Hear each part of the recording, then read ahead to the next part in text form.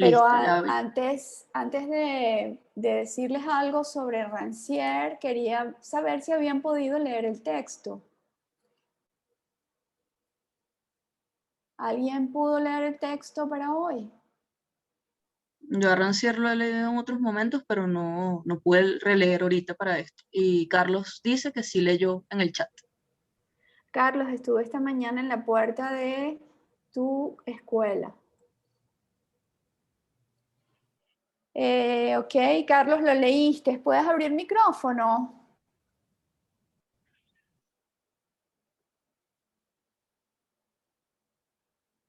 Ok, lo voy a intentar porque estoy desde el celular, ¿no?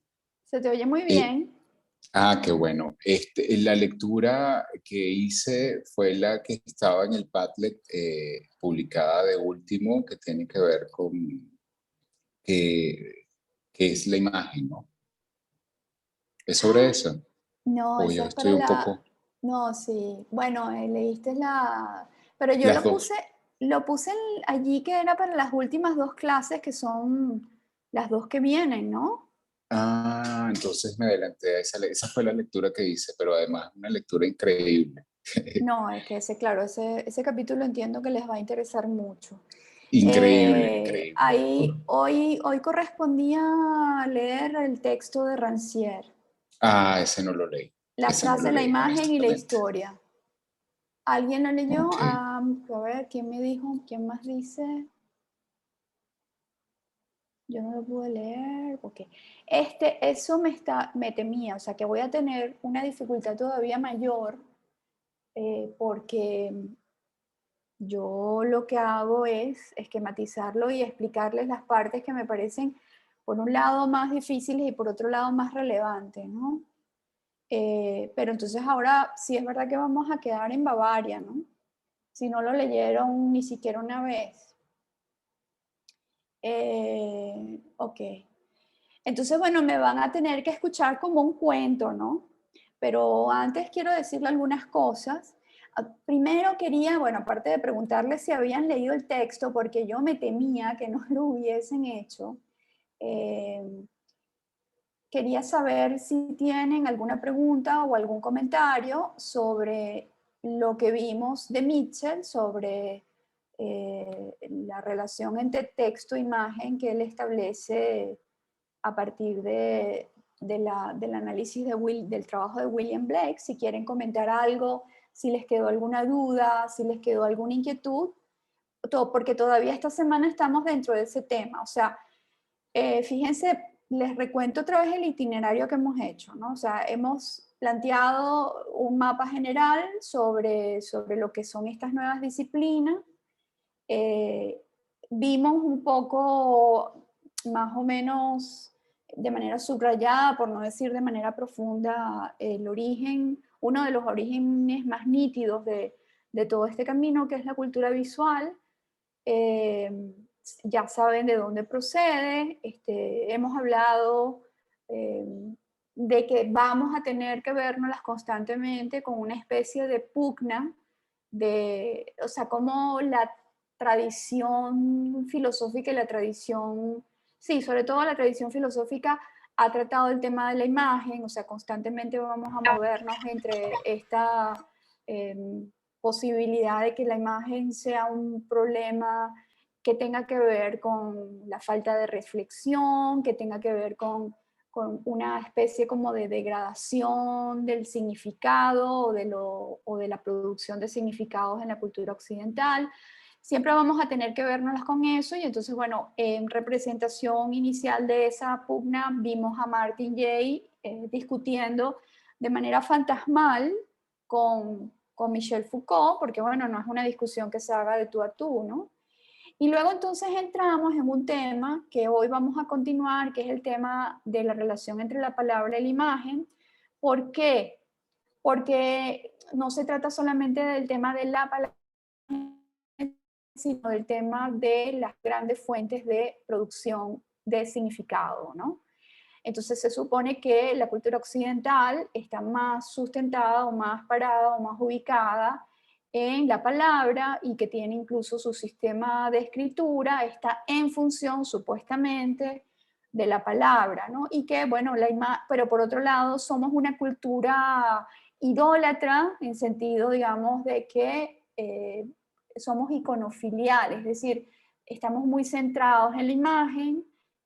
Cuando surgimos como cultura a partir, digamos, de, qué sé yo, siglo III más o menos, ¿no?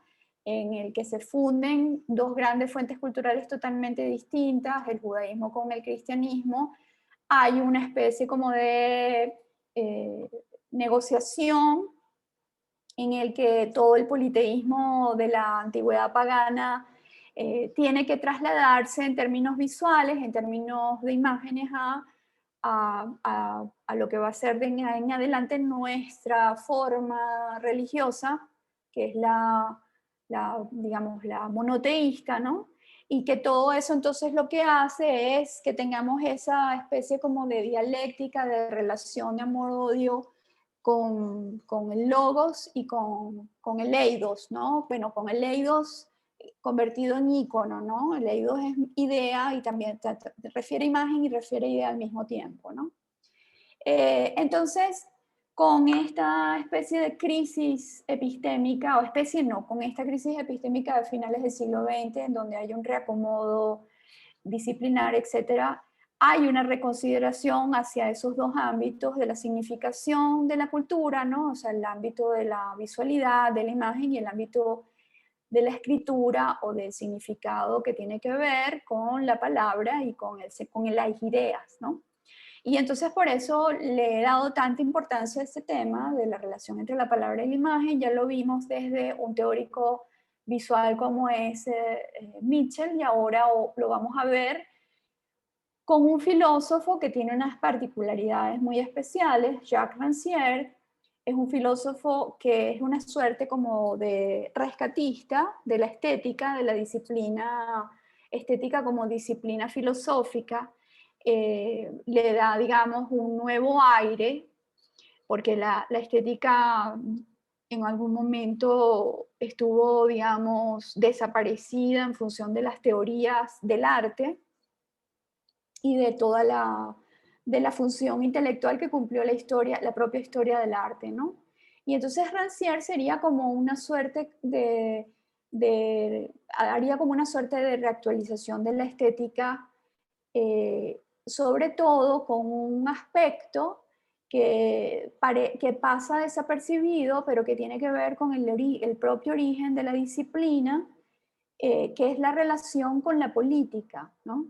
Entonces, claro, si yo les digo que Rancière elabora de una manera muy compleja y muy rica, ¿no?, la relación entre estética y política, obviamente lo primero que se puede entender con eso es que le interesa el arte que confronta, le interesa el arte que tiene que ver con la ideología. En realidad es así y no es así. La relación entre arte y política es una relación que se da desde el inicio de la propia disciplina. Porque Kant, ya ustedes vieron algo de Kant, ¿verdad? Sí, Sí. estuvimos viendo de Kant. Sí. Hemos estado hablando con tanto Luis como Fabiola. Ok, no sé qué tipo de énfasis le han visto a la crítica del juicio, pero yo les voy a hacer un énfasis, no es muy particular, es un énfasis que les haría reconocer un poco todo el tema que tiene que ver con la relación de la estética con la política y el sentido, digamos, en que Rancière rescata y reactualiza ese origen, ¿no? Cuando Kant hace la tercera crítica, la crítica del juicio, en la cual establece que existen los juicios sintéticos a priori que se dividen en juicios, en juicios de conocimiento y juicios estéticos, él en realidad no tiene ningún interés en legitimar el arte, ni tiene ningún interés en las prácticas artísticas, porque de hecho las prácticas artísticas para ese momento no tenían la consideración que pueden tener hoy en día o que pueden tener a partir del romanticismo, que también es un periodo que ustedes están viendo. Cuando Kant hace la crítica del juicio, lo que hace es intentar establecer un puente, un tejido, unos enlaces, no ninguna síntesis, ¿ok? Más bien unos enlaces que son todos muy problemáticos entre el ámbito de la libertad al que pertenece la razón en términos morales y el ámbito de la necesidad al que pertenece el entendimiento en términos epistemológicos, ¿no? O sea, toda la crítica, todo el sistema crítico trascendental tiene 3 textos, como ustedes saben. El primer texto es la crítica del juicio, perdón, la crítica de la razón pura, y ahí él se dedica a levantar, digamos, todo el análisis de cómo conocemos, o sea, todo lo que es trascendental es subjetivo. Trascendental y subjetivo no son sinónimos, sino son equivalencias, ¿ok? Y luego hace la crítica de la razón práctica, en donde él explica cuál es, digamos, es lo que se conoce como la ética deontológica, ¿no? Cómo nuestra razón tiene a priori las condiciones para orientar la vida práctica, ¿no? Y entonces ahí establece una cosa famosísima que se llama el imperativo categórico, ¿no? Que es que no, bueno, nosotros vamos a obrar moralmente en la medida en que convirtamos nuestros actos o nuestras decisiones o nuestras acciones en leyes universales, ¿no? Y esa es la creación del espacio común. Esto es un punto muy importante, ¿ok? La creación del espacio común es subjetivo en términos de que yo necesito o sea, saber, ser consciente de que cuando yo hago algo, si eso no se puede generalizar, si no es válido para todo el mundo, entonces no estoy actuando moralmente, sino circunstancialmente. Si yo, por ejemplo, miento para salvarle la vida a alguien, yo seguramente estoy actuando, digamos, con un cálculo de conveniencia, pero no estoy actuando moralmente. ¿Por qué? Porque yo no puedo generalizar el mentir. Si yo generalizo el mentir, cualquiera puede mentir. Si cualquiera puede mentir, entonces el espacio común, el espacio público, se vuelve un caos. O sea, tiene que ser una ley, mi acción tiene que ser una ley válida para todos. ¿Ok? Eso es lo que se conoce como la ética deontológica, porque no vamos a necesitar ya más ningún ser supremo que nos vigile y que nos castigue nuestra razón. O sea, cuando actuamos racionalmente, actuamos moralmente en la medida en que nuestras acciones son racionales, pueden ser generalizadas. O sea, nosotros somos totalmente responsables por nuestras acciones porque esas acciones tienen que responder ante otros, tienen que poder construir el espacio común.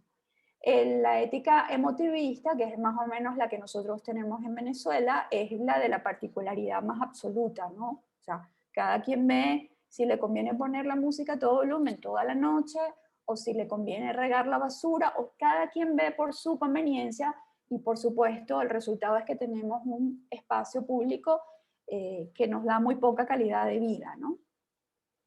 Ahora, ¿qué tiene que ver todo esto con la estética y con Rancière?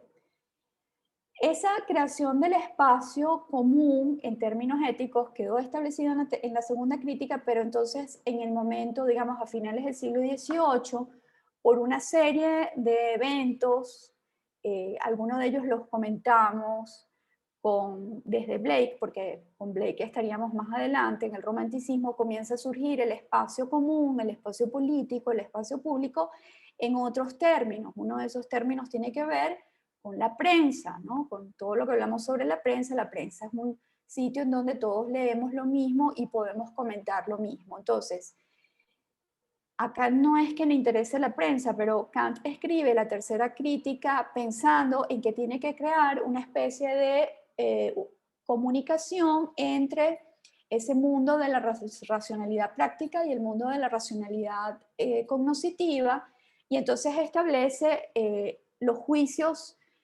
estéticos como una especie de juicio particular, porque no son ni necesarios ni universales, pero son universalizables.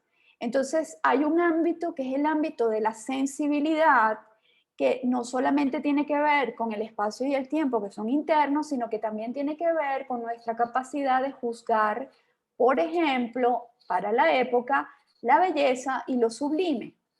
¿Qué pasa con la belleza y con lo sublime? Que nosotros ahí coincidimos. Y a Kant le interesa ver qué está por detrás de esa coincidencia. Entonces, lo que está por detrás de esa coincidencia es que nosotros tenemos la capacidad de comunicarnos, o sea, si coincidimos o nos conseguimos con algo bello, como por ejemplo un atardecer, porque a él le interesa mucho más la belleza natural que la belleza artística, en ese momento era así, nos conseguimos con un atardecer, podemos todos nosotros que estamos ahorita juntos en esta clase, o podemos ver un video sobre un atardecer y decir, pero qué cosa más hermosa, ¿no? O sea, podemos expresar esa belleza y ahí estamos, ahí está en juego nuestra sensibilidad que se rige por el principio de placer y displacer, y ahí entonces coincidimos de una manera distinta a cuando coincidimos en decir 2 y 2 son 4. Cuando nosotros decimos 2 y 2 son 4 y todos coincidimos en eso, estamos coincidiendo por necesidad, porque hay una evidencia de que eso es así, es un juicio sintético a priori de conocimiento. Eso es universal y necesario. Nadie tiene que convencernos de eso, ¿no? Entonces, todos los juicios de la ciencia coinciden, pero no es una coincidencia del mismo tipo que la coincidencia que hay en torno al juicio estético. Entonces, esa coincidencia tiene que ver con el convencimiento, o sea, todos tratamos de coincidir en que, por ejemplo, Picasso es un pintor muy importante.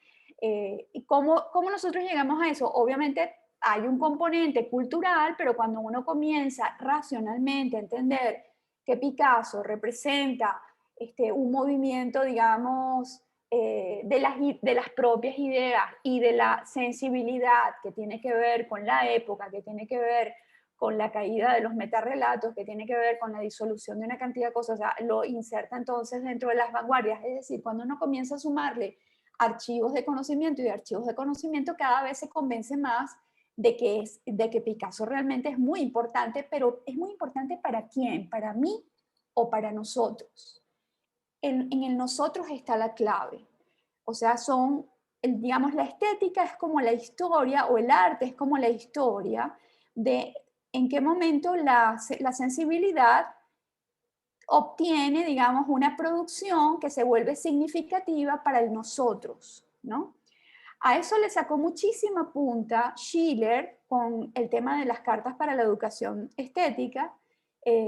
Digamos, él toma a Kant y él es el que convierte a Kant en un autor que promueve las ideas de que la educación estética es importante, pero ¿para qué? Para formar un individuo sensible, sí, pero para formar un individuo sensible, ¿con cuál propósito? Con el propósito de profundizar, de alimentar eso que está surgiendo en ese momento, que es el sentido común, el espacio en el cual nos encontramos sin que la ciencia medie y en el cual tenemos que acordar, tenemos que ser una comunidad.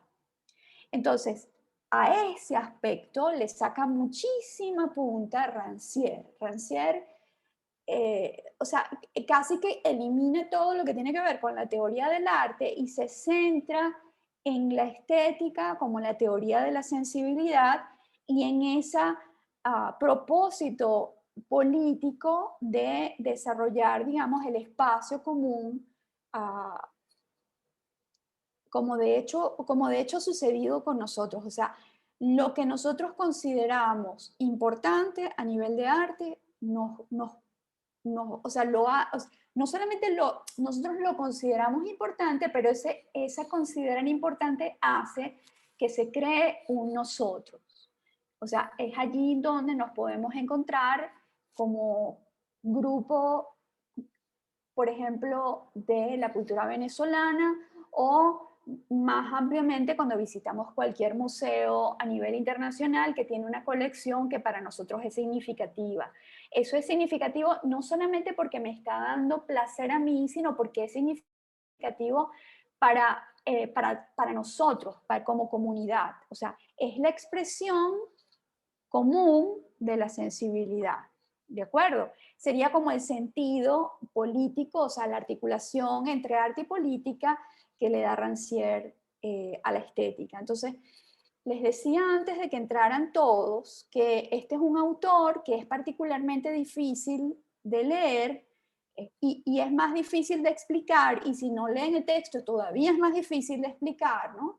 Porque él tiene una cantidad de referencias que nosotros no manejamos, o sea, son referencias que son muy propias de él y que él no filtra, o sea, él está pensando en 10 cosas y esas 10 cosas las piensa mientras escribe las ideas que nos está tratando, digamos, de argumentar, y a veces esas 10 cosas están mencionadas de manera totalmente secundaria, o sea, él no dice en la obra tal de fulano de tal, sino que de repente nombra a un personaje de una novela que es un pintor, y bueno, puede enloquecernos en ese sentido, o sea, esa es una dificultad, y la otra dificultad es que también se los decía al comienzo, cuando no había empezado la grabación, que es un autor que uno siempre tiene como la idea de que está leyendo con una mala traducción.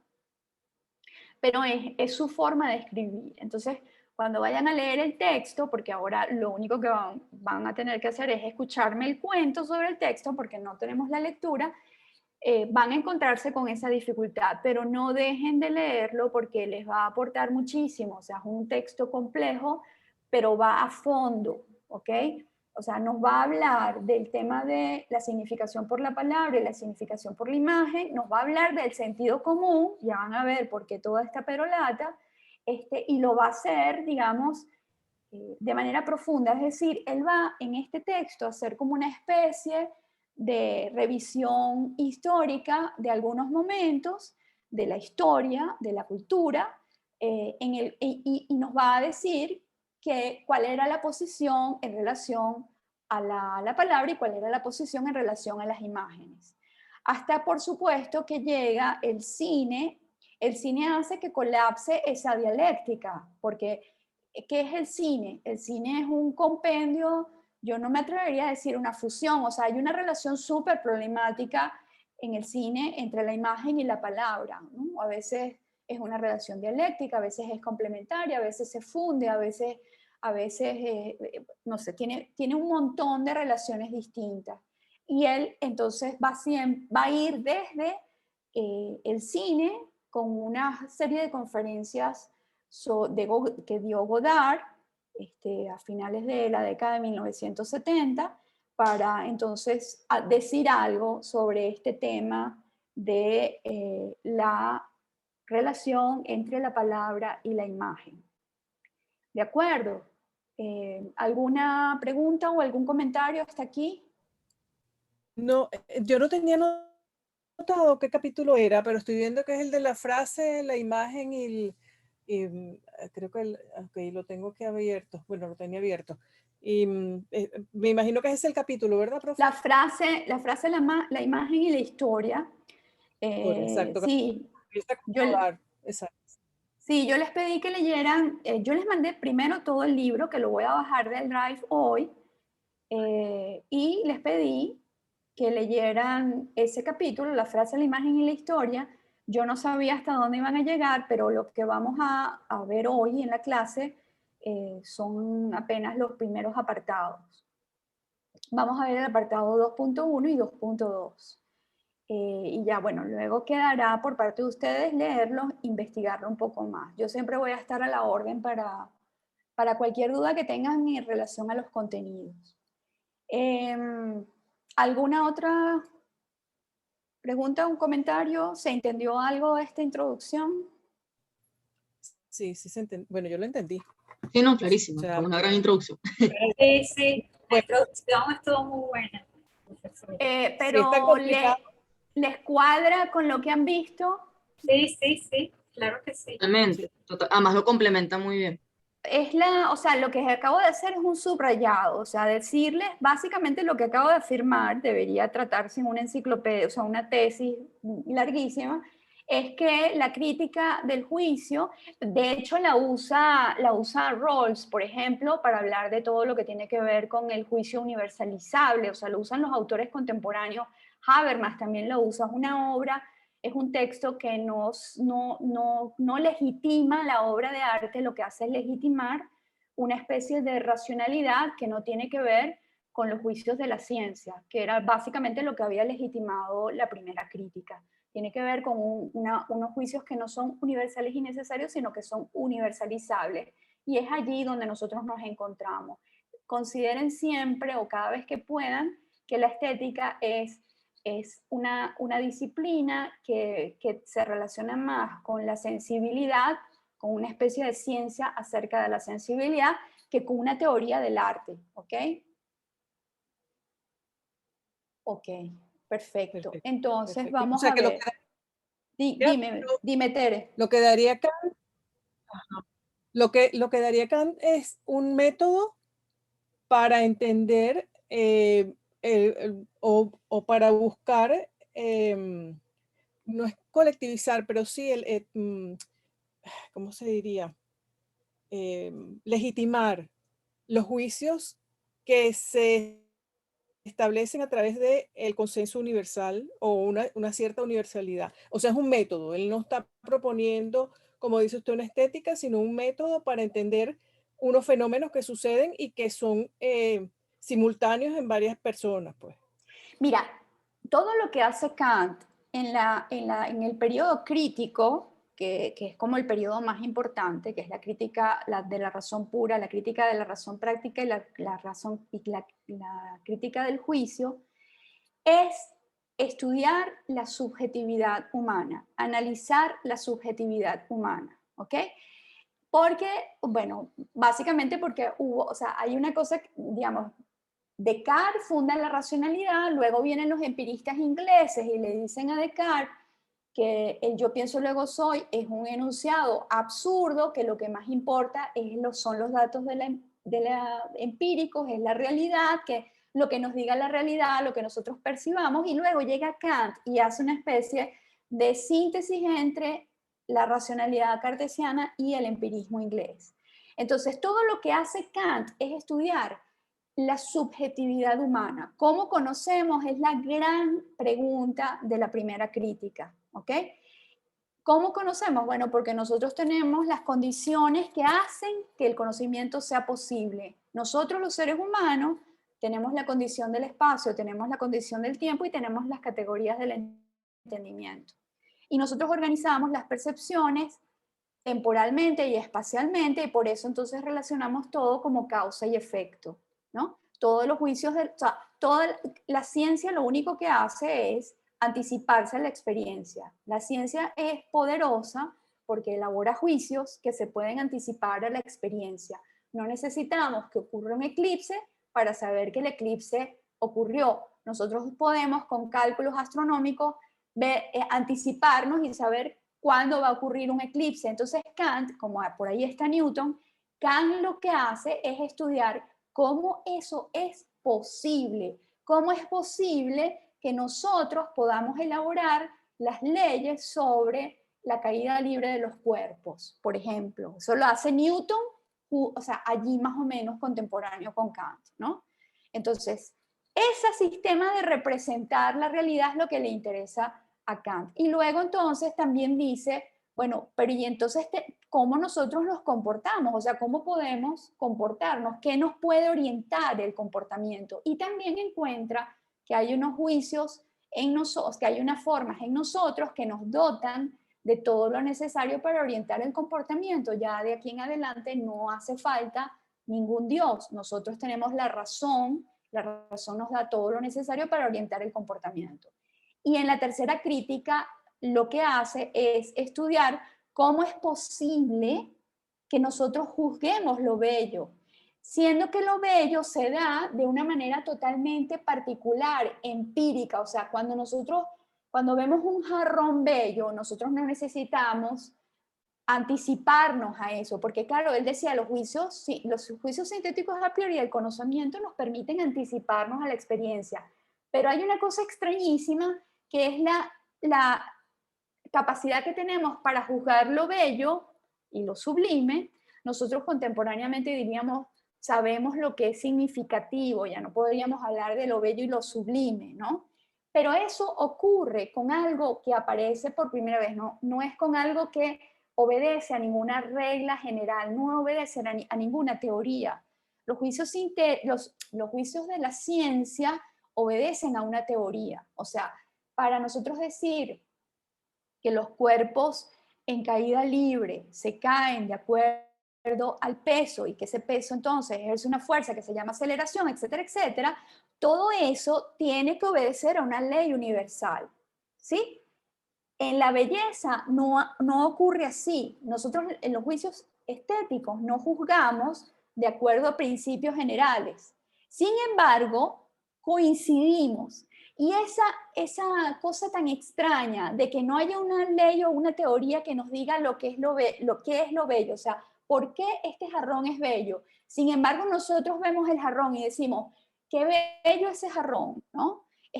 O bueno, para no seguir poniendo el ejemplo tonto del jarrón, nosotros tenemos a este Magritte por delante, ¿lo ven?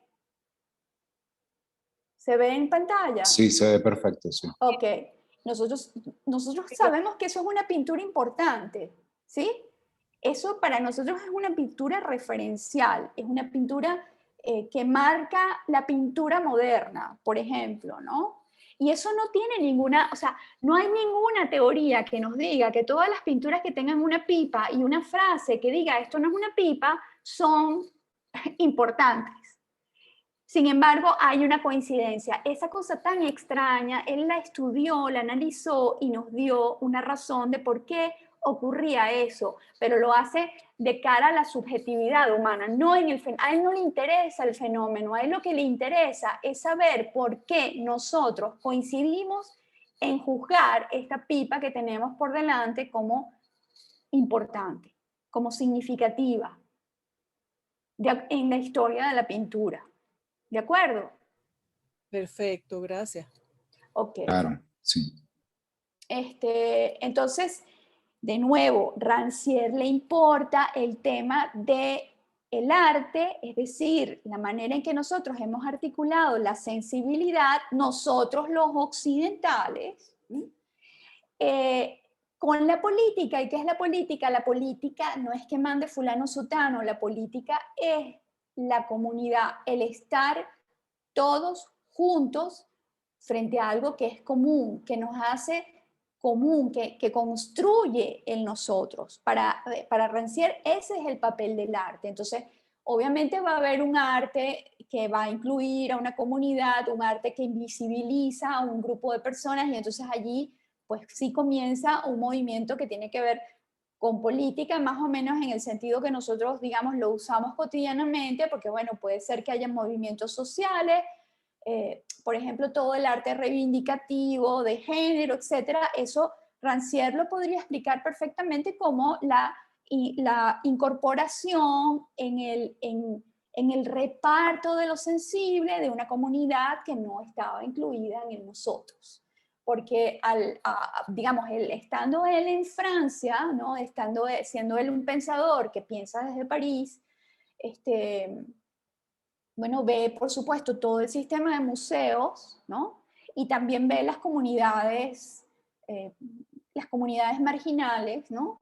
Y entonces puede ver los movimientos culturales de esas comunidades marginales y preguntarse qué tienen que ver con el sistema de museos nacionales, ¿no? O sea, ¿qué de significativo puede haber en el Pompidou o en el Louvre o en cualquier museo importante? ¿Qué de significativo puede haber para todas estas comunidades que están al margen, que son emigrantes, que no tienen ni siquiera la cultura occidental como una cultura, digamos, relevante, ¿no? Es simplemente, pues nada, un sistema para sobrevivir, están en un lugar, y son comunidades, digamos, que están, o sea, en especial en Francia se dan esos guetos que que son muy difíciles, ¿no?, de incorporar, ¿no? Y ahí pues sí lo podríamos ver político en el sentido de que estos grupos pueden hacer un arte contestatario, pueden hacer grafitis, por ejemplo, ¿no? ¿Qué es el graffiti? Bueno, una expresión sensible de una comunidad que no está incorporada en el espacio ordenado de la ciudad, que tiene reglas, que no se puede pintar porque, bueno, ¿para qué va a pintar no sé, una familia francesa tradicional? ¿Para qué va a rayar los muros de algún bien público si él va al museo y se siente completamente, o sea, digamos, el encuentro con el otro en términos sensibles se da con el sistema de museos, ¿no? Me Bueno, encanta, este tema me encanta. Tengo como 1000 comentarios, estoy intentando organizarme porque literalmente lo trabajo, o sea, es parte de mi investigación como justamente ese vehículo del arte político, pero no es de un sentido como superficial, sino todo esto como la visibilización y la materialización de lo emergente, por ejemplo, por decir palabras, palabras que tienen significados amplios. totalmente, Y totalmente. es demasiado interesante. Y o sea, por encima, sí, lo primero que voy a decir es que Sandra Pinardi justamente tiene un ensayo que yo he citado varias veces, un poquito para pelearme, pero es un buen ensayo, sobre Alexander Apóstolo y todo el trabajo de Alexander Apóstolo. Bueno, ella cita como 3 de sus videos y hay mucho de esto que justamente hablabas ahorita en su obra, no sé si lo conocen, pero es maravillosa, de verdad que él es uno de mis artistas contemporáneos venezolanos favoritos. Eh, y uno de sus temas centrales que se repite en sus obras es justamente ese cómo se visibiliza, pero no solamente como la acción en sí, sino la manera en que pasa, ¿no? O sea, cuál es el movimiento. Sí, hay varios artistas venezolanos. A mí, por ejemplo, en ese sentido me gusta mucho el trabajo de Iván Candeo, eh, Claro, que se ha dedicado mucho también a mostrarnos, incluso a tratar de desmantelar o de construir la escena política montada sobre la imagen, ¿no? Iván puede servir para explicar muchas cosas, incluso dentro más diga, específicamente dentro del curso, porque tiene que ver con una gran crítica a la imagen, ¿no? la Pero bueno, misma Débora Castillo también tiene mucho de esto. sí. Bueno, te sobran temas, Valerie, para el Ay, trabajo sí, yo final. no sé, no sé qué voy a hacer. A menos mal que tenemos Entonces, una segunda oportunidad el trimestre que viene. bueno, entonces como no cuento con la lectura, voy a entonces a echarles el cuento más o menos de lo que veo yo que es importante en este texto de Rancière y los invito entonces a que lo lean en esta semana, pero bueno, tendrían que leerlo en simultáneo con Mitchell, que ya vamos a cambiar de tema, ya ahora sí nos vamos a meter finalmente en tratar de ver qué es una imagen, ¿no? Ese sería nuestro último tema.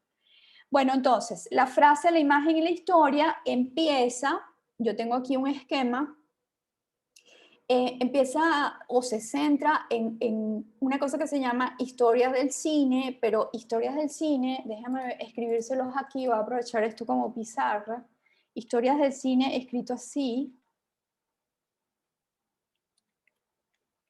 que esto es una serie de conferencias que dio Jean-Luc Godard a finales, como le dije, a finales de 1970. Por supuesto, no sé si han visto alguna película de Jean-Luc Godard, que él es uno de los, digamos, grandes representantes del cine francés. Y es un cine, digamos, denso, ¿no? No es un cine de entretenimiento, y es un gran estudioso también, es un gran teórico del cine, ¿no? O sea, Godard se puede meter dentro del grupo de intelectuales, de cineastas, de tendencia de izquierda, junto con los rusos, que tenían que hacer cine y no podían dejar de lado la teorización sobre el cine. O sea, el cine era un instrumento político, ¿no? O sea, pero un instrumento de lucha política, ¿no? Todo el comienzo del siglo XX utilizó el cine como un instrumento ideológico, ¿no?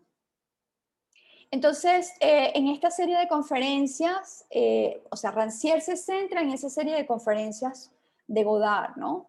En la que, según Rancière, Godard excavaría un poco en la memoria audiovisual, pero también en la memoria literaria del siglo, y entonces escribe esta historia mediante una suerte de procedimiento arqueológico en el que enlaza extractos de texto con imágenes, con palabras, con poemas, y que constantemente son evocaciones. Yo lamentablemente traté de conseguir las conferencias porque están grabadas. Hay un DVD con las conferencias de Godard que se llaman así, Historias del Cine. Recuerden que cada vez que menciono Historias del Cine estoy mencionando las conferencias de Godard. Pero no pude encontrarlo. Será como una buena pesquisa que podríamos tener todos en el grupo, ¿no? Tratar de conseguir, no hay nada, no hay extractos en YouTube, no les pude conseguir absolutamente nada. Yo no las he visto, o sea que estoy asumiendo un análisis de Rancière sobre algo que no he visto, pero no importa, porque las cosas que dice Rancière a partir de algo que uno no ve, pero que él tiene como referencia, son importantísimas porque lo que nos pone en la mesa es una discusión que en este caso es la relación entre la palabra y la imagen, que nos hace pensar en muchas cosas, aunque no hayamos visto las conferencias de Godard, ¿no? Pero bueno, vamos a hablar todo el tiempo sobre historias del cine, el grupo de conferencias que da Godard a finales de la década de 1970. Entonces, según Rancière, en esas conferencias, Godard tiene varios principios. Un principio diría que hay una oposición de la vida autónoma de la imagen y de la letra muerta del texto, y que sería como una especie de lamento. O sea, hay una especie de lamento en Godard y en muchos cineastas en que si no se hace un cine, que sea un cine realmente consciente, entonces se estaría haciendo un cine que tiene como que en el cual la imagen tiene vida propia y el texto es una cosa tan secundaria que puede ser letra muerta, ¿no? El otro principio que tiene es que las imágenes solo valen combinadas con otros elementos visuales y sonoros y con frases que son dichas por una voz o son escritas en la pantalla. Es decir, y a mí para mí eso también es importantísimo en una conferencia. O sea, Godard va totalmente, o sea, no va a dar una conferencia sobre la historia del cine mostrando simplemente extractos de las películas que está mencionando, sino que constantemente va a ser una suerte como de montajes de escenas, incluso escenas con otras escenas, pero en transparencia, y a eso le va a agregar frases y les va a agregar espacios sonoros, es decir, en donde la palabra entra en juego con el decir, ¿no? O sea, a lo mejor no está la palabra escrita, sí, pero sí está la palabra pronunciada, que es otra de las consideraciones que puede tener el cine para bien o para mal, ¿no? En todo este cuento hay una historia de los buenos y los malos, ¿no?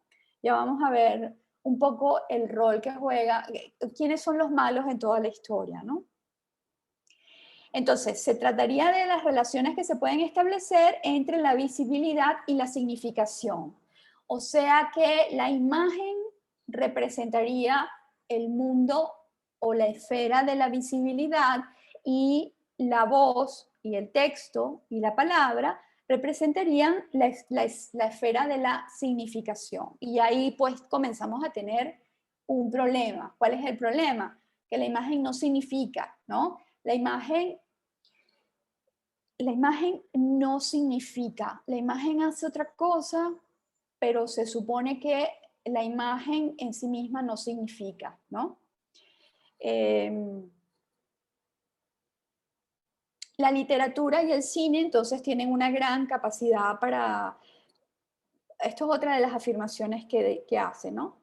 La literatura y el cine tienen una gran capacidad para predecir los desastres de su tiempo y una incapacidad total para prevenirnos. A mí esta frase, esta idea, o sea, la idea de que la imagen es pura presencia, ¿no? Me acordó, o recordé con esta frase, Caracas Sangrante. Yo no sé si ustedes han escuchado, leído más bien el texto de José Balsa sobre Caracas Sangrante.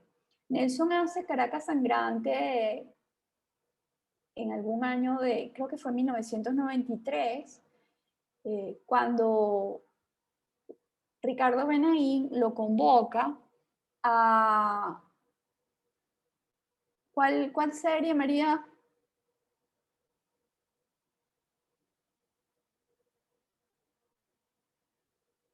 Bueno, Caracas Sangrante la manda Nelson cuando Ricardo Benaín lo convoca a una serie de artistas a hacer una exposición sobre, sobre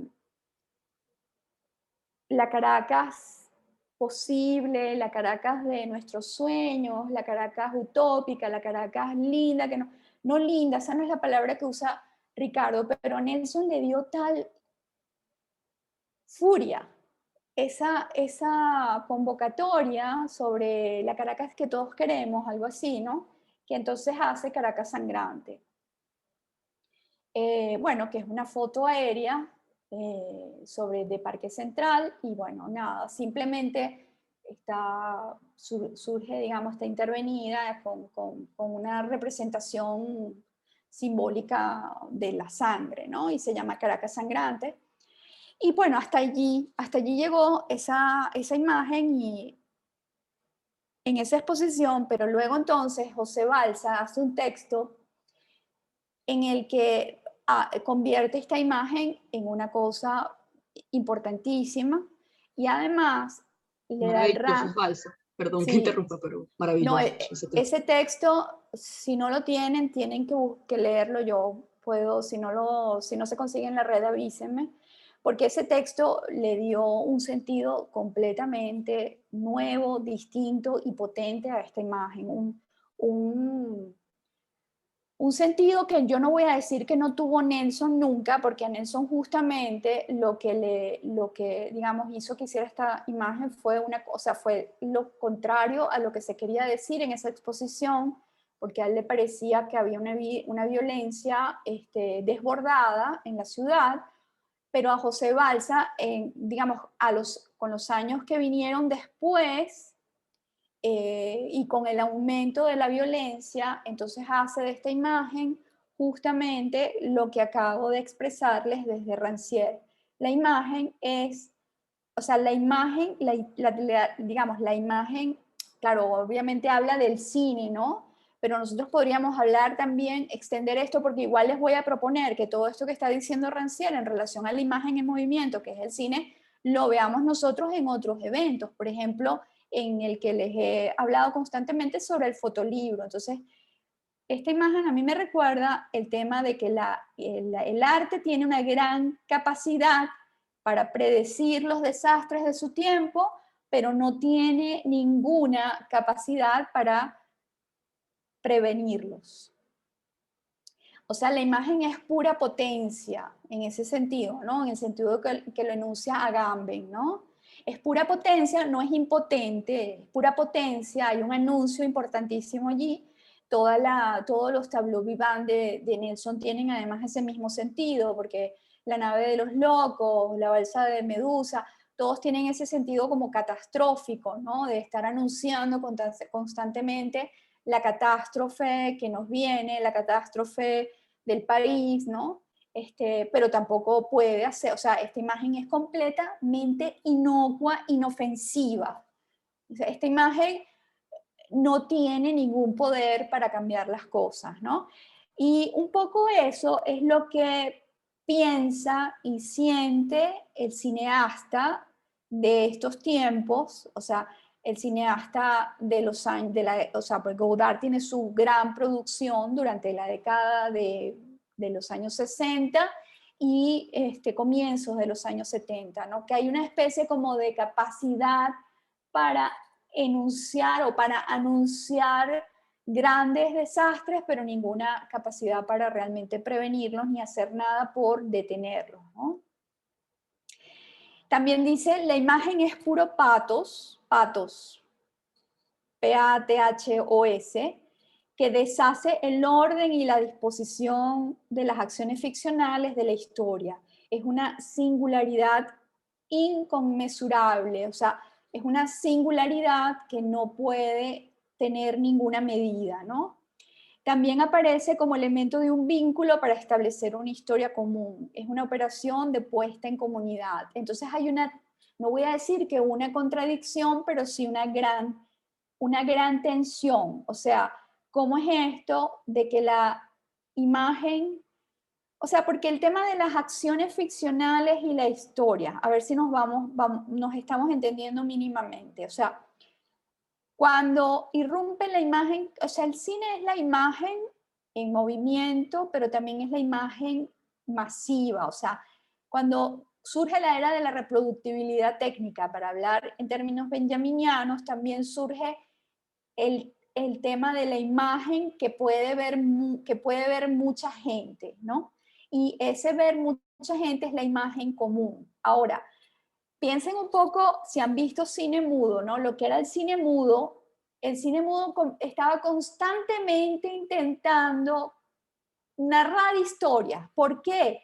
Porque eso era lo que habíamos hecho desde la antigüedad, narrar historias, contar historias y ver cómo esas historias podían ser verosímiles. O sea, la gran teoría, digamos, de Aristóteles, que en algún momento, otro momento lo voy a mencionar, es la verosimilitud. ¿Cómo podemos contar las historias de manera de introducir elementos que hagan que esas historias tengan una cierta verosimilitud, ¿no? Esa narración de la historia se supone que colapsa con la presencia de la imagen, aunque inicialmente el cine haya querido montarse sobre esa estructura, digamos, del narrar la historia, ¿no?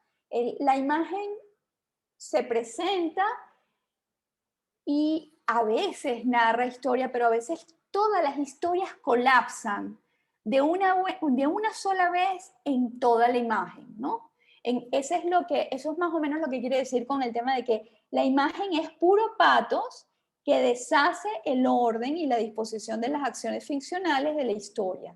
Es una singularidad inconmensurable, pero también al mismo tiempo establece una historia común porque al ver la misma imagen todos, hay una puesta en comunidad.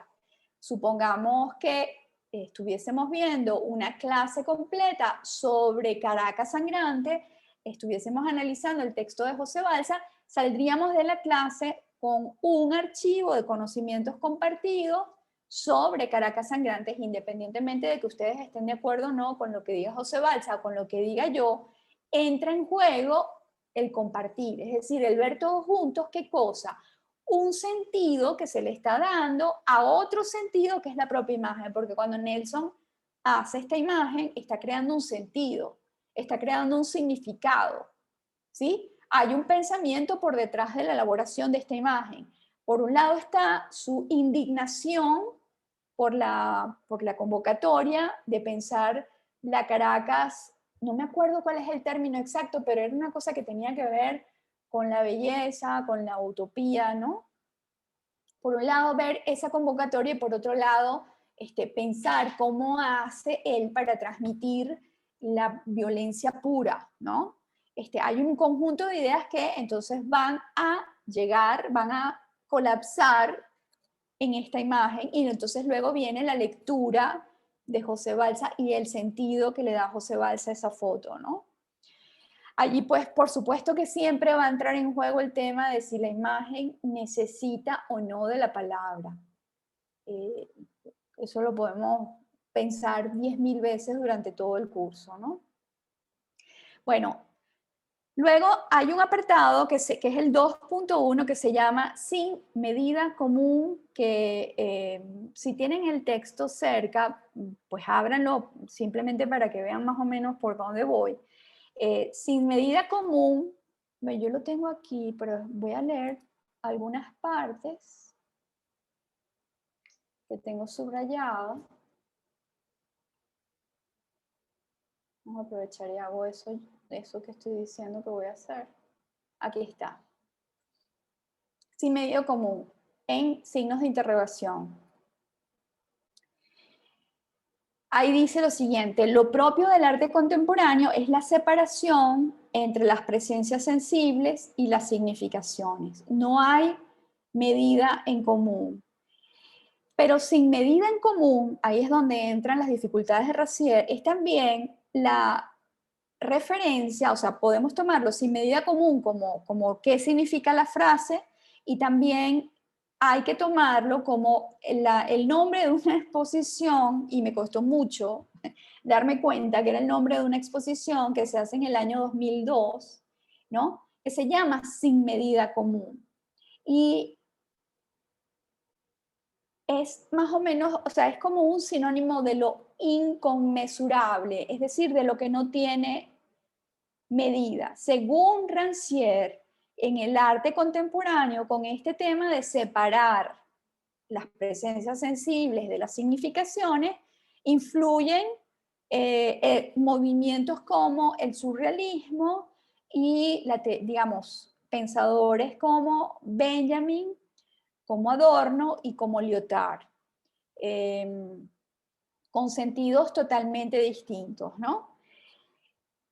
Ahora, Rancière propone plantearse en qué medida, o sea, de qué medida se está hablando y de qué comunidad o cuál idea de comunidad estaría implicada en en el título de la exposición y en este nombre. O sea, de qué medida se habla y cuál sentido común o cuál sentido de comunidad, porque común o sentido común apela o se refiere a la comunidad, ¿no?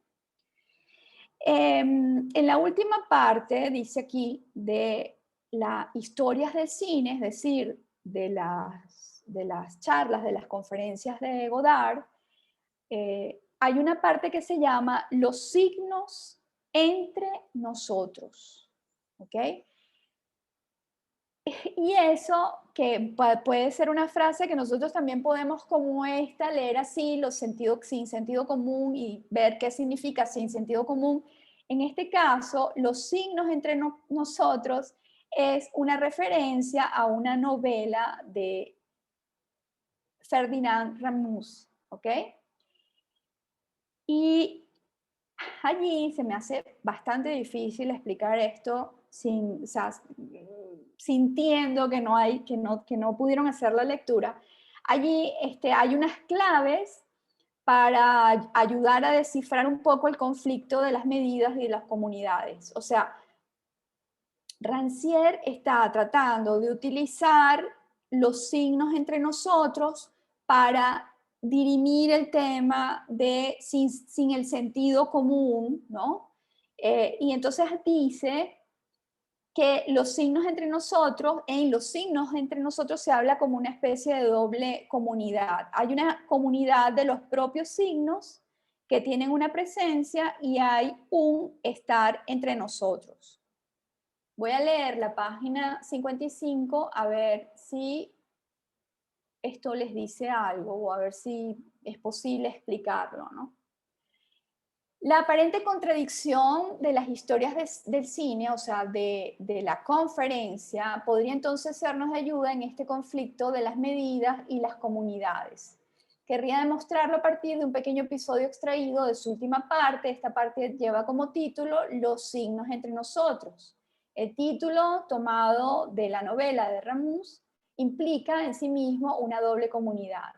Es, en primer lugar, la comunidad entre los signos y nosotros. Los signos se ven dotados de una presencia y de una familiaridad que hacen de ellos algo más que simples útiles a nuestra disposición o un texto sometido a nuestro desciframiento. habitantes de nuestro mundo, personajes que nos hacen un mundo. Es, a continuación, la comunidad comprendida en el concepto de signo, tal y como funciona aquí. ¿Por qué está diciendo todo esto? Bueno, porque obviamente, es el papel que juegan los signos entre nosotros. Si nosotros queremos entendernos con otras personas, lo hacemos por medio de signos. O sea, el lenguaje es un conjunto de signos. Ahora, nosotros los signos, ¿dónde están los signos? Los signos no están en ninguna suerte de almacenamiento, pero el mundo humano está totalmente mediado por signos. O sea, nosotros no hay absolutamente nada del mundo humano en el cual no intervengan los signos. Obviamente los signos los creamos nosotros, pero como no son como, lo que está diciendo aquí es que no son simples útiles, porque el hecho de que los signos sean una creación humana podría implicar que se le puede comparar como con cualquier cosa que nosotros fabricamos. Esto tiene un sentido realmente muy heideggeriano, ¿no? Porque es Heidegger el que establece el sentido de lo a la mano como parte del mundo humano. O sea, el hombre comienza a ser hombre en el momento en que comienza a construir con sus manos una serie de artefactos que le permiten mediar con un medio ambiente que es hostil. El mundo natural para el ser humano es completamente hostil. El mundo humano está más hecho de signos que de eventos naturales. Eso es propio del mundo humano, ¿no? Pero entonces, claro, y los signos están no solamente para dirigirnos y hacer mundo, sino también son el lugar, digamos, en donde ocurre el encuentro. O sea, la medida en que usamos un lenguaje que reconocemos, nos comunica y eso nos hace tener una posibilidad de comunidad, ¿no? También, por supuesto, puede romper la comunidad, ¿no? Porque no todo tiene una sola dirección. Ahora, los signos son algo mucho más que simples utensilios, ¿no? Personajes que nos hacen mundo, ¿no? O habitantes de nuestro mundo. No tienen una autonomía, porque los signos, ¿qué son los signos sin nosotros? No tienen ninguna autonomía. ¿Qué son las imágenes sin nosotros? ¿Qué es el lenguaje sin nosotros? Entonces, pero claro, eso tampoco nos debería conducir a pensar que son entidades inertes o que son entidades que son simples objetos ahí colocados a nuestro uso, ¿no? Hay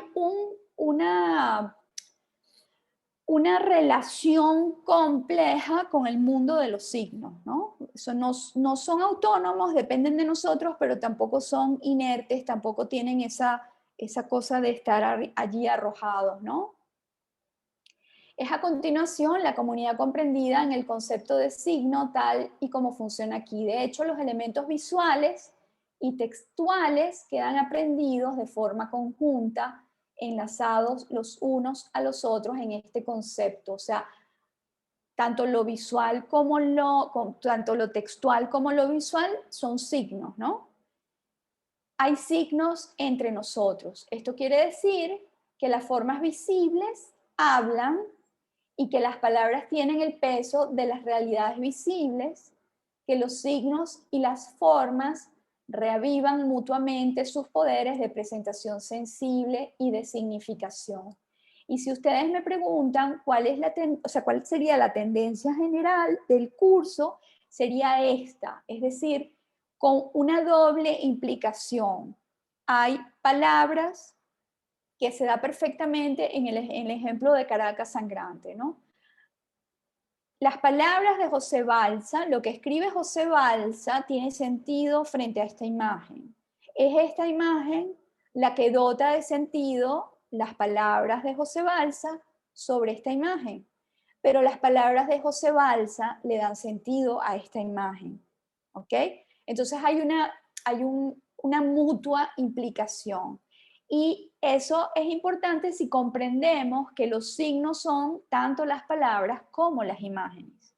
Es como una especie de metarrelato, o sea, algo que, que abarca a los dos sentidos de la significación, al sentido de la imagen y al sentido del texto o al sentido de las palabras, desde lo cual podemos entender la producción de sentido común. Es decir, el sentido común no se da solo desde las palabras, ni la palabra que dota de sentido a la imagen, sino que se da sobre todo los signos, tanto en las imágenes como en las palabras. ¿Se comprende algo de lo que he dicho?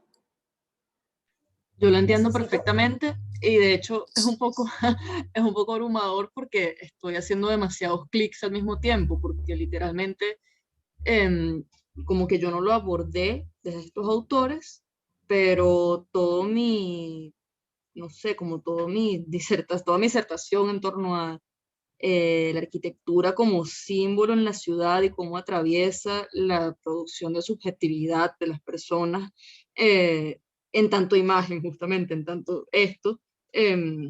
Literalmente, o sea, eso, estoy literalmente abrumada de todos los cabos que estoy atando en mi cabeza.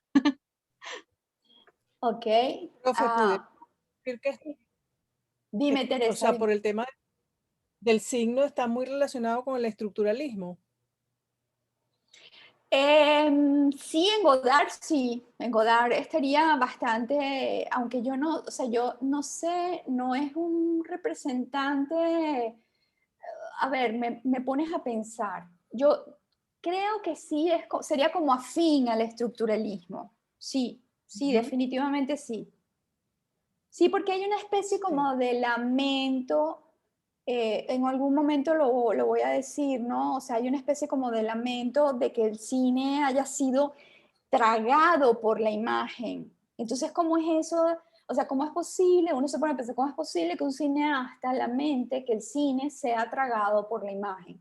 Y eso podría ser una posible explicación, porque, bueno, porque tiene, o sea, la imagen tiene que estar supeditada a la palabra representada por cualquiera de las instancias que permite el cine, que podría ser la palabra pronunciada o también la palabra cuando es incluida, y es lo que él hace, lo que más hace en la conferencia, es incluir frases, fragmentos de textos, o sea que tú dices, bueno, pero ¿y por qué este fragmento de texto con esta imagen para narrar la historia del cine, ¿no? Puede ser que sí. Ujú. Ok. Bueno, Aquí viene a revisar enseguida, entonces, gracias. sí, sí, aquí viene enseguida ese ejemplo, fíjense, dice, luego de esta página 55, Rancière sigue analizando partes de la conferencia de Godard y llega a una en donde está la escena del niño judío que levanta los brazos y le sobrepone una escena del Nosferatu de Murnau, que no sé, supongo yo que conocen el Nosferatu de Murnau. Hay una sobreposición entre un niño judío, o sea, una escena de una película en la que sale un niño judío levantando los brazos, no sé qué película, y entonces está el Nosferatu de Murnau, y entonces hay un collage en movimiento. O sea, Godard en esas conferencias recurre mucho al collage, por supuesto, con sobreposiciones, yo me imagino que con transparencia, ¿no? De qué otra manera se va a sobreponer una imagen a la otra. Pero, o sea, con eso, en esos collages, o sea, no se le hace suficiente estar pronunciando una serie de ideas mientras pasa esas imágenes, sino que intervienen, salen y entran frases, sí, sí, no, pero sí, fotomontaje, sí, claro, fotomontaje en edición, ¿no? Salen y entran palabras, en esta escena, o sea, en este montaje de la imagen de el Nosferatu de Murnau con el niño judío, hay unos letreros que dicen enemigo público, el público, ¿no? O sea, enemigo público, el público, ¿no? Y entonces Rancière detecta que esa frase pertenece, imagínense ustedes, a el final de la lección inaugural de Foucault en la Cátedra de Sistemas Sistemas de Pensamiento en el Colegio de Francia, ¿no? O sea, pone una frase, la frase final de la conferencia de Foucault para contar las historias del cine con la imagen del niño judío y el vampiro, ¿no? Y el Nosferatu de Murnau. Rancière trata de explicar esto que está haciendo Godard. No es una explicación de lo que intenta hacer Godard en las historias del cine. Está usando las conferencias de historia del cine de Godard para hablar sobre un tema que a él le parece de vital importancia, que es el tema de la relación entre la palabra y la imagen, que se da por supuesto en el cine, pero a él no le basta hablar del cine, sino que lo hace a partir de las posiciones y la crítica de Godard frente a la historia del cine y lo que está ocurriendo con el cine en el momento en el que está hablando él, ¿no? O sea, a finales de 1970. Esto lo había hecho Godard también antes, dice Rancière, con Louis Althusser, ¿no? Con una frase, la frase que usa de Althusser es: me doy vuelta y de nuevo me asalta la pregunta. Entonces, Godard usa el poder del cine, combina la voz, el significante y la imagen, y a partir de eso, entonces, dice que el cine nos puede trasladar por todos estos planos. O sea, el poder del cine es el de, pero tiene que ser un cine muy complejo, ¿no? Para entonces poder hacer uso de la imagen, del significado, del movimiento, de la palabra, porque también es voz, para trasladarnos de uno a otro plano constantemente. El problema estaría si nos dejan anclados en un solo plano, por ejemplo, en el plano de la imagen, ¿no? Aquí hay una serie de preguntas que se hace Rancière en este momento del texto, ¿no? Dice: ¿cómo puede el acento de ultratumba puesto sobre ese brillante fragmento, el fragmento de la conferencia de Foucault es pronunciado en la conferencia de Godard con una voz de ultratumba, ¿no? Dice Rancière. ¿Cómo puede el acento de ultratumba puesto sobre ese brillante fragmento ligado a una situación institucional de investidura poner en relación a la joven mujer de la vela? Hay otra escena: la joven mujer de la vela, el niño del gueto judío, las sombras del cine y la exterminación de los judíos. ¿Qué hacen las palabras del texto respecto de los elementos visuales? ¿Cómo se ajusta aquí el poder de conjunción presupuesto por el montaje, que es, ya ustedes saben, un sistema de representación, y la potencia de la disyunción implicada por la heterogeneidad radical de un plano nocturno en el que aparece una escalera no identificada, del testimonio sobre el final del gueto de Varsovia y de la lección inaugural de un profesor del Colegio de Francia que no se ocupó ni del cine ni de la exterminación nazi.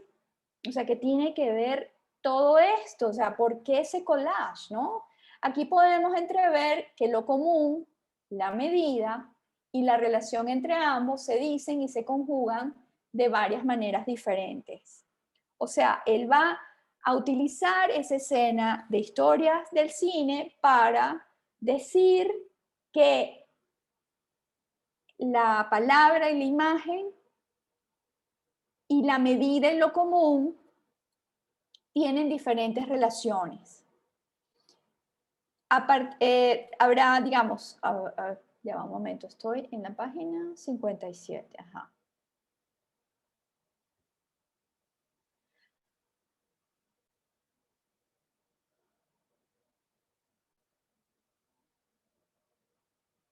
Ya va, que no me cuadra esto que tengo aquí anotado con la página 58. Esto sería la página 58.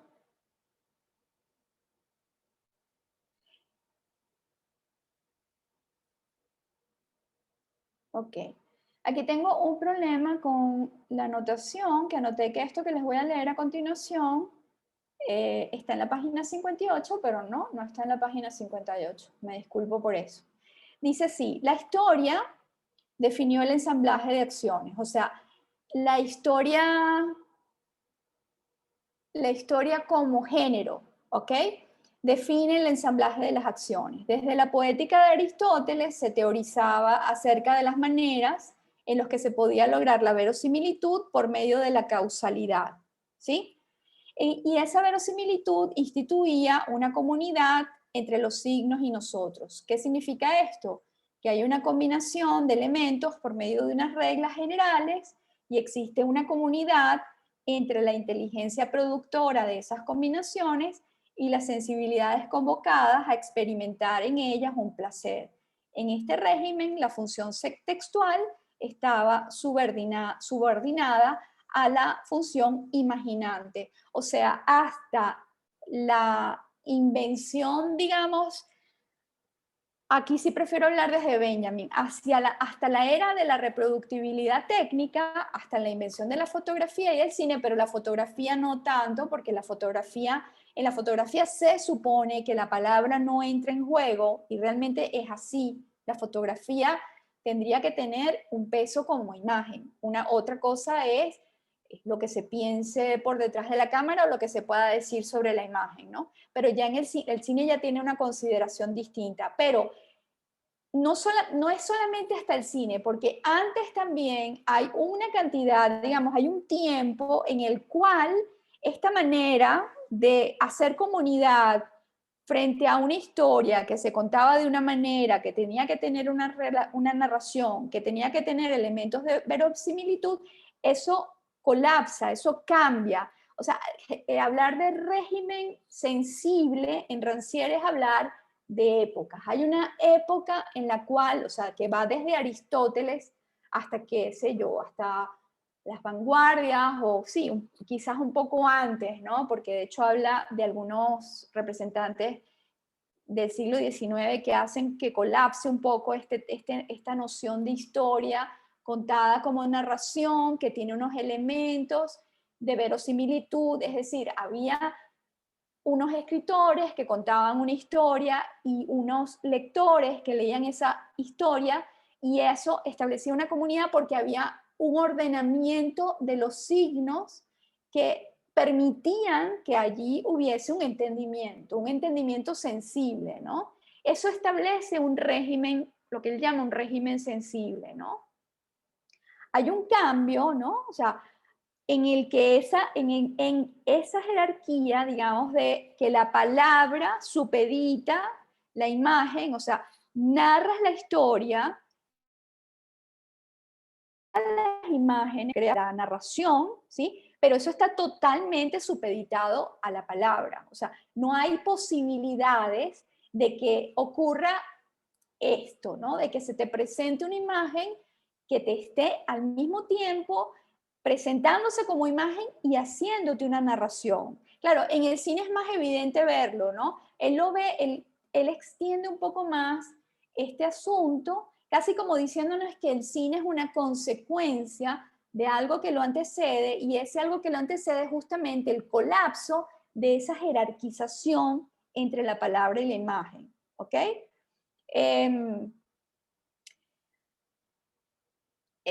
Hay un momento, digamos, en que colapsa esa jerarquía y entonces hay una autonomía del arte, de las palabras, y una autonomía de las formas visibles y de todas las artes.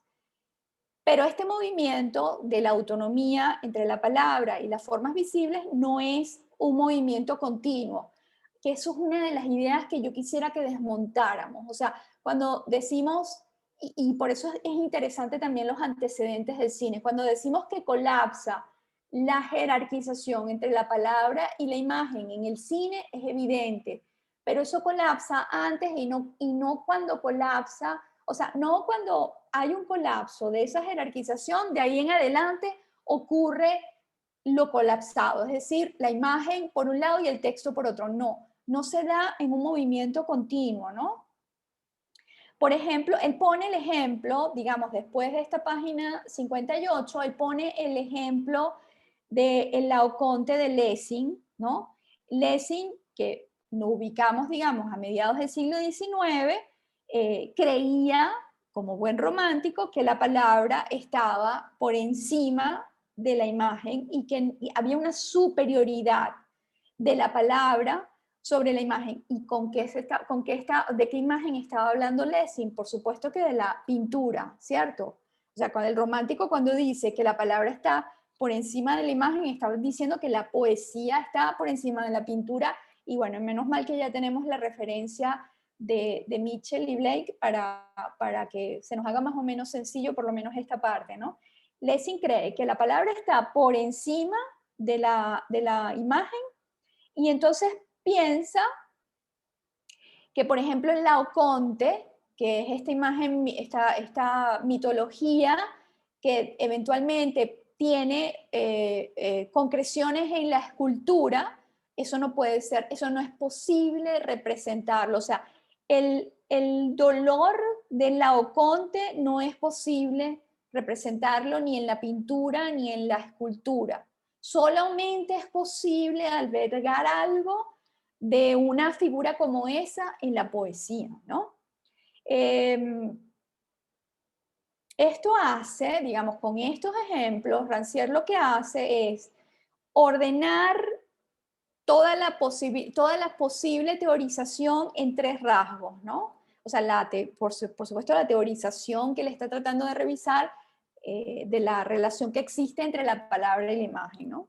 Habría una versión racionalista optimista, cada material, en la cual se afirmaría que cada materialidad tiene su propia potencia específica de forma separada, porque la sociedad moderna separa las esferas de la experiencia de las formas de racionalidad que le son propias a cada una. Aquí menciona la razón comunicativa de Habermas y su oposición al postestructuralismo. Aquí Teresa sí hace una mención no del estructuralismo, sino del postestructuralismo. Habría una teoría que tendría como rasgo, él dice que es la versión dramática y dialéctica que está representada por Adorno, en la cual se separan las formas puras del arte, la palabra, y las de la vida cotidiana, mercantil y estética, que serían la música y las formas plásticas. Ustedes no sé si saben, pero Adorno tiene una gran teorización,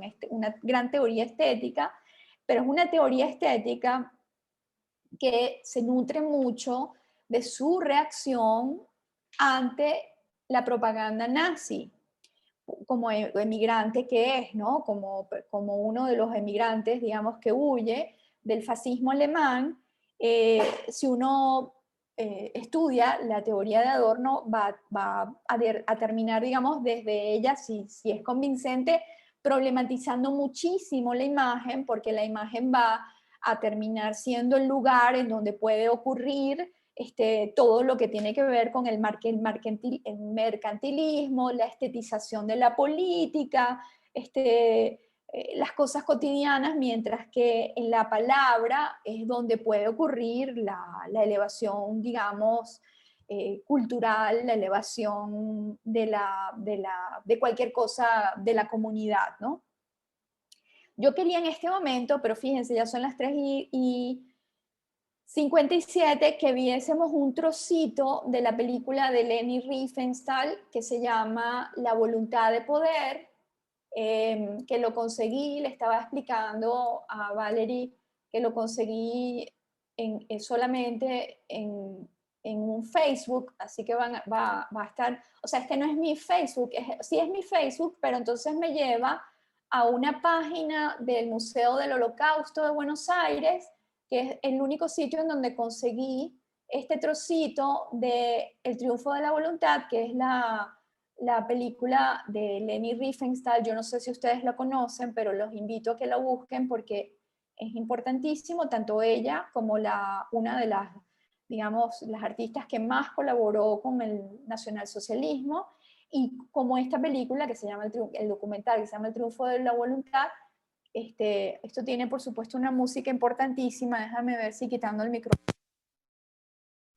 Vamos a ver unos minutos.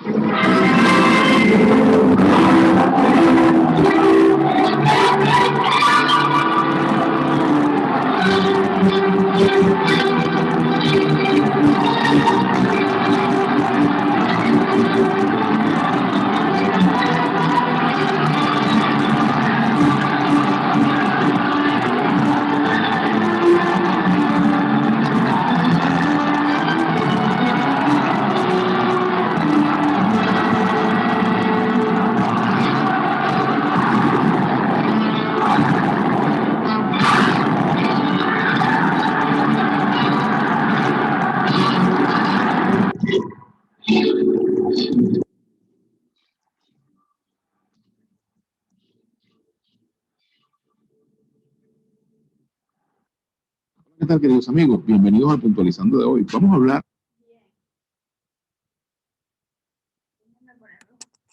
Ok, ¿me escuchan? Sí, ¿Aló? profe. Ahora sí. Sí, ahora sí te escuchamos. oímos. ¿Y no escucharon nada del audio de Sí, la... sí, no, se escuchó. Sí, Ok. sí se escuchó. Sí se escuchó. Sí, sí. Bueno, Perfecto. ok, cuando puedan, busquen El triunfo de la voluntad y véanla completo. Y de hecho, también les recomiendo que vean un documental larguísimo que le hacen a Leni Riefenstahl, ya digamos cuando tiene 90 años. Ella, que le quedó prohibido filmar en Alemania.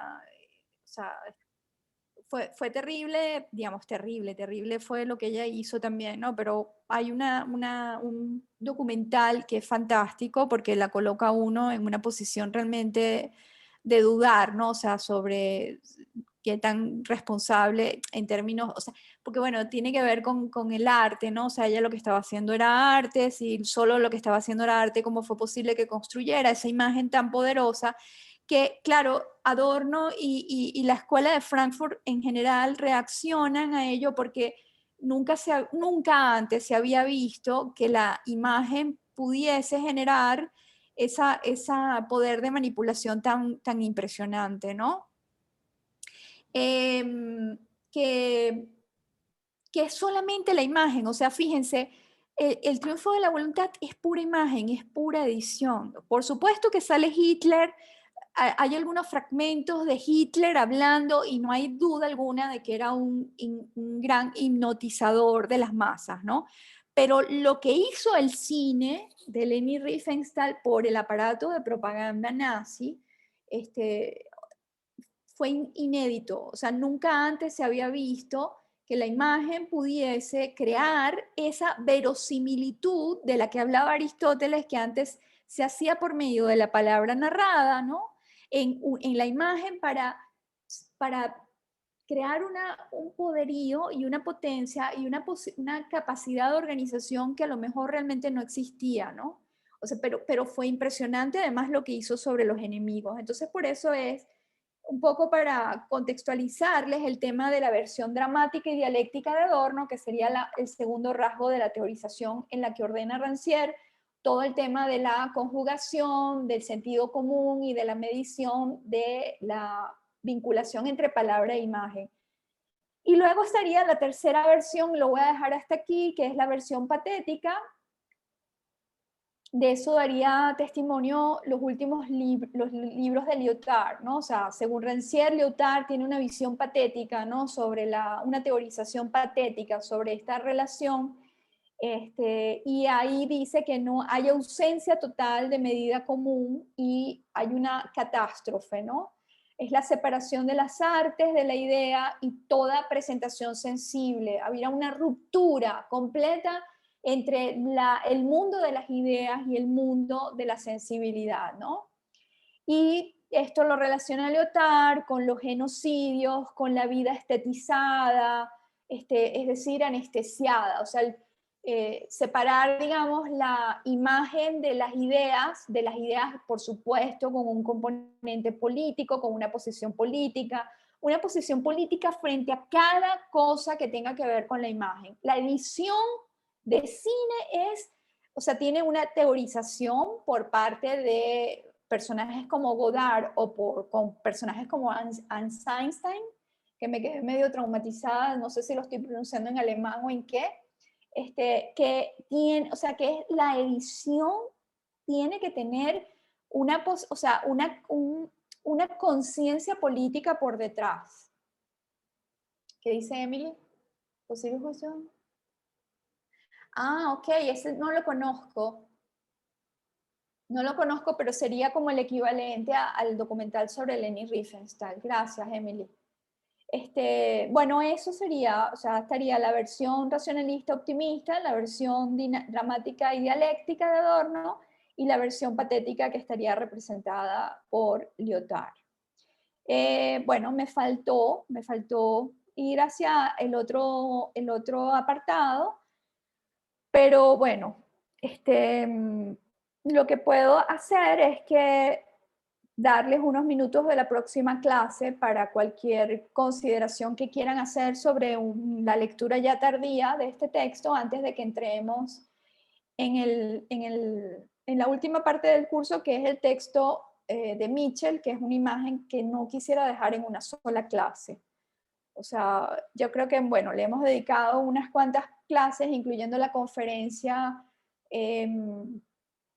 gracias Teresa, la conferencia sobre tipografía, en la que, bueno, mal que bien podríamos digamos, decir que vimos algo del panorama de esta relación, es una relación contemporánea, o sea, o cómo se está dando más bien esa relación en la contemporaneidad, o sea, abandonando un poco el tema de la jerarquización, sería básicamente eso, ¿no? Y quiero, sí, más para cumplir, digamos, con el 80% del propósito que me tracé al comienzo, ir ya hacia el texto de Mitchell, porque para mí es muy clave que terminemos este curso con el texto que es una imagen y que se abra el próximo con el texto que quieren las imágenes, ¿no? Me parece que a nivel de metodología es una buena manera de cerrar y es una buena manera de abrir el próximo curso. Bueno, yo ya les estoy quitando tiempo de su descanso para la próxima clase. Si ustedes quieren hacer algún comentario, adelante, háganlo en estos momentos. Bueno, muchas gracias, profe. De verdad que, o sea, el texto se ve, lo tengo aquí abierto y es complicado, pero la orientación que nos está dando por lo menos nos abre campo. Gracias, Teresa, pero ya saben, por favor, leerlo. sí, No, lean. hay que leer antes, igualito. Sí, ay, yo no puedo estarlos regañando, pero sí tienen que leer los textos antes de la clase. No, porque Regaña. es que es complicado. Tienes razón, pero igualito lo disfrutamos. Sí. Sí, porque además perdemos de preguntar cosas que a lo mejor, bueno, probablemente las podamos preguntar en la próxima clase, pero sí quedan como cosas que bueno, que se perdieron en el camino. Pero bueno, ya, corregir eso. Sí, sí, porque son textos complejos, porque además nos estamos enfrentando a temas complejos, no son temas sencillos, ¿no? Bien, yo estoy aprovechando aquí para descargar el texto de Godard. No se preocupen, yo lo descargué, yo lo puedo mandar por WhatsApp o por el Padlet, como prefieran. Es pesado, sí, es un poquito pesado. Sí, por eso, ya yo lo tengo aquí. Sí, lo tengo aquí guardado. Buenísimo. Si quieren lo subo. Entonces, Lo subo al Padlet ahorita cuando salgamos, ¿les parece?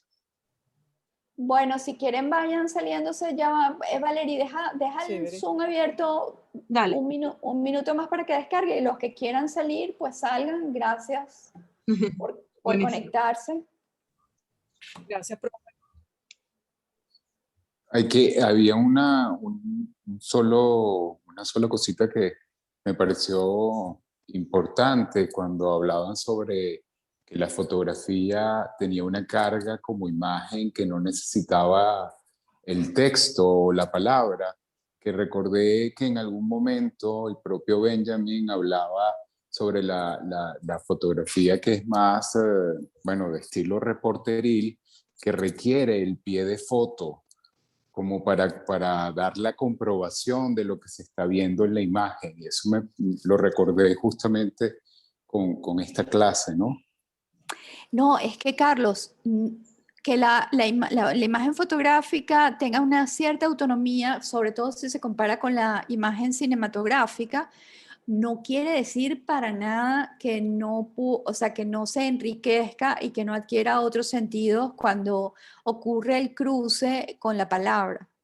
Okay. Es que o sea, no tiene nada que ver. Lo que sí es, hay películas que son solo imágenes. Recordé la YT, por ejemplo. La YT es una película muy corta, un cortometraje hecho solo con cuadros fotográficos y es increíblemente, o sea, a nivel de semántica de la imagen es increíblemente prolífera, ¿no? No sé. Eh, claro, yo relaciono la Baraka, fotografía con exacto. esto. Exacto. Sí, Baraka Exacto. es muy impresionante porque no es corto, es largometraje y sí se Es verdad. sostiene. Hay una japonesa que se llama La Isla, que no tiene un solo parlamento también. O sea, hay cosas que son excepcionales, excepcionales. Pero bueno, tienen un propósito como muy particular, ¿no? El propósito de Es producir verdad. una imagen cinematográfica sin la palabra, pero son muy pocas, por algo son muy pocas, porque ¿quién quiere desaprovechar la conjugación que hay, digamos, de esos diversos esferas de la significación cuando los tienes, o sea, porque en el cine tienes sonido, tienes imagen en movimiento, tienes parlamentos, tienes todo, o sea, es Cierto. como un colapso de todas las esferas de significación que hemos inventado a lo largo de la cultura occidental. Entonces, bueno, obviamente renunciar a ellas es un ejercicio intelectual, pero hay una renuncia, ¿no? Claro, claro, claro. En cambio, la naturaleza de la imagen fotográfica es la de ser una imagen, ¿no? O sea, la de ser una imagen y que, bueno, que ha pasado por todas las cosas que ya conocemos, ha pasado por imitar la pintura, por tratar de ser realista, por no ser realista, por tener la conciencia que hay por detrás de quien dispara la cámara. O sea, toda la teorización de la fotografía es complejísima. Cuando digo que la fotografía es una imagen en sí misma, no pretendo simplificar todo lo que implica una imagen fotográfica, ¿no? Es simplemente que lo Okay. estamos viendo como la conjugación de esferas de la significación que son importantes que las hayamos visto durante el curso, en este caso el de la palabra y de la imagen, porque es uno de los temas fundamentales. O sea, cuando se hace teoría de la imagen, no se puede dejar de lado el hecho de que o sea, gran parte de la tradición ha insistido en que la imagen es peligrosa, dañina, mentirosa, Exacto. denigrante. Sí, entonces, si tú quieres hacer teoría visual, tienes que reconsiderar esa tradición, pero la tradición tiene peso. O sea, la tradición que tenemos nosotros, el tipo de relación que nos hemos establecido con la imagen, tiene un peso y ese peso pues hay que vérselas con él. O sea, simplemente eso, pues, ¿no? Ok. Bueno, Excelente. chicos, Muchas gracias. gracias y bueno, están todos regañados. Nos vemos la semana que viene. Por favor, lean el texto de Mitchell, que es mucho más didáctico, teórico. Sí, teórico, este es más filosófico, pero necesito que lo lean para que nos vayamos acompañando, ¿ok? Sí, sí, sí, sí. Sí, seguro. Bueno, Cuenta con eso. chao. Chao. Gracias, chao.